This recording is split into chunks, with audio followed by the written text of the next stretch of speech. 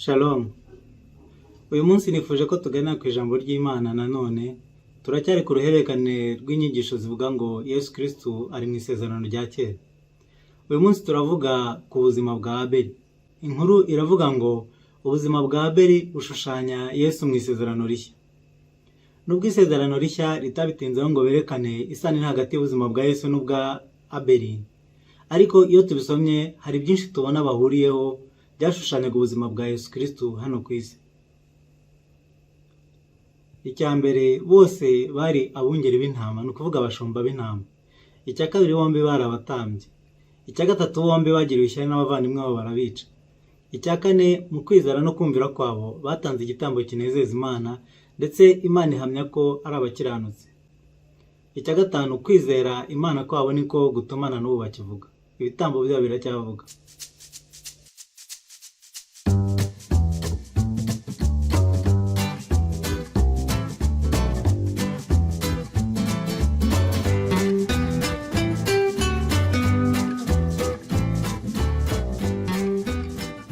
Abeli yari umwungeri w'intama, ariko iyo dusomye tubona na Yesu Kristo yari umwungeri w'intama.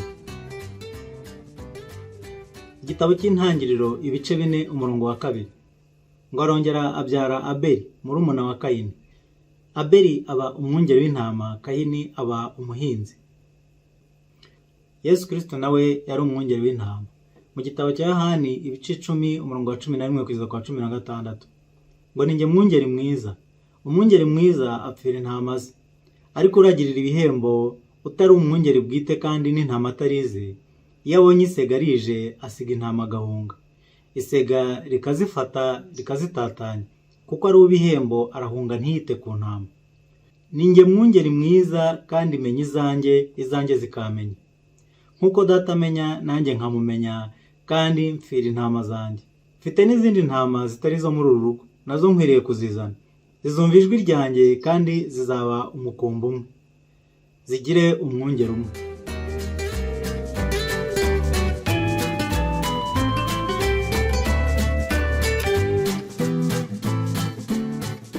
Abeli na Yesu bombi bari abatambyi b'Imana. Mu gitabo cy'Intangiriro ibice 4 umurongo wa 4 na Abeli azana ku buriza bw'umukumbi we no ku rugimbu rwabwo. Uwiteka yita kuri Abeli no ku ituro rye. Urumva ko yatanze ituro, yari umutambyi.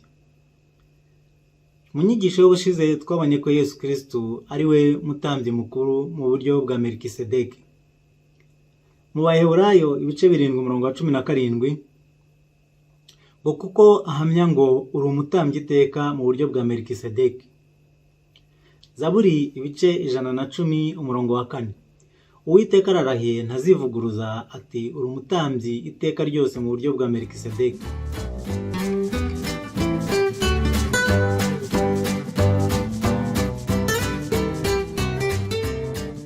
Bombi bagiriwe ishyari n'abavandimwe babo barabica. Mu gitabo cy'Intangiriro ibice 4 umurongo wa 7 kugeza kwa 8 ngo nukora ibyiza ntuzemerwa, ariko nudakora ibyiza ibyaha byituga tugiye ku rugi, kandi ni wowe byifuza, ariko ukwiriye kubitegeka. Kayini abibwira Abeli murumuna we, kandi bari ku gasozi. Kayini ahagurukira Abeli murumuna we aramwica. Bumva ko yamugiriye ishyari. Umwami Yesu nawe yagiriwe ishyari, nicyo cyatumye bamwica. Muri Matayo ibice 27 umurongo wa 18 Pilato nawe agiye gucira urubanza Yesu yamenye ko ari ishyari ribateye kumugambanira, ngo kuko yamenye yuko ishyari ari ryo rimubatangishije. Yohana 15 umurongo wa 25 ariko byabaye bityo kugira ngo ijambo risohore ryanditswe mu mategeko yabo ngo banyangiye ubusa.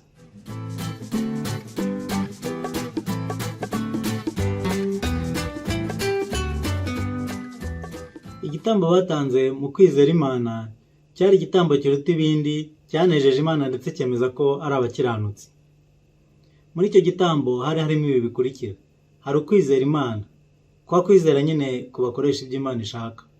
Igitambo kandi kinyura Imana, bibahindukira abakiranutsi ndetse bemerwa n'Imana. Abaheburayo ibice 11 umurongo wa 4 kwizera niko kwatumye Abeli aha Imana igitambo kiruta icya Kayini kuba cyiza.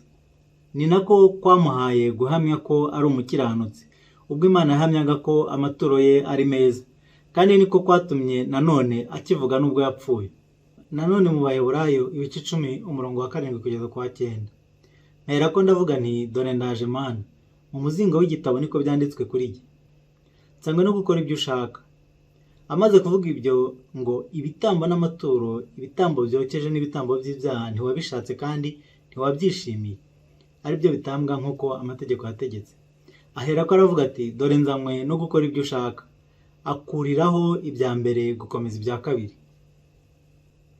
Abefeso 5 umurongo wa 2, ngo kandi mugendere mu rukundo nk'uko Kristo yadukunze akatwitangira kuba ituro n'igitambo cy'Imana n'umubabwe uhumura neza.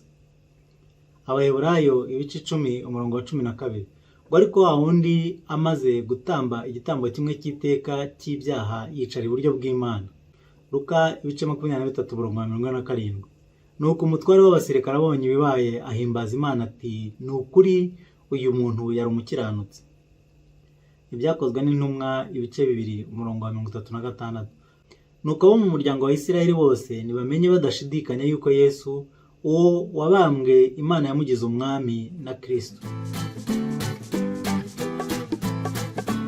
Cya gatanu, igitambo cyabo kiracyavuga ibyiza imbere y'Imana kugeza na n'ubu, ndetse banavuga ko Yesu Kristo yahindutse umuhuza w'isezerano rishya, ndetse hano bamugereranya na Abeli bakavuga ko igitambo cye kiruta icya Abeli kure.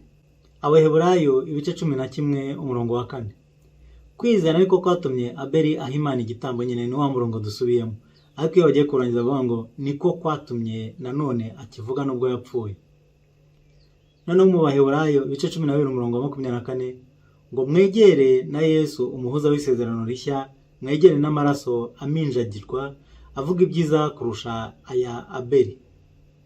Nzakomeza kubagezaho inkuru nk'izi zerekana ko Bibiliya yose yanditswe ihamya Kristo wahozeho isi itarabaho, ko ari we wagombaga kuza, ko ari we waje, kandi ko ari we uzagaruka gucira imanza abazima n'abapfuye.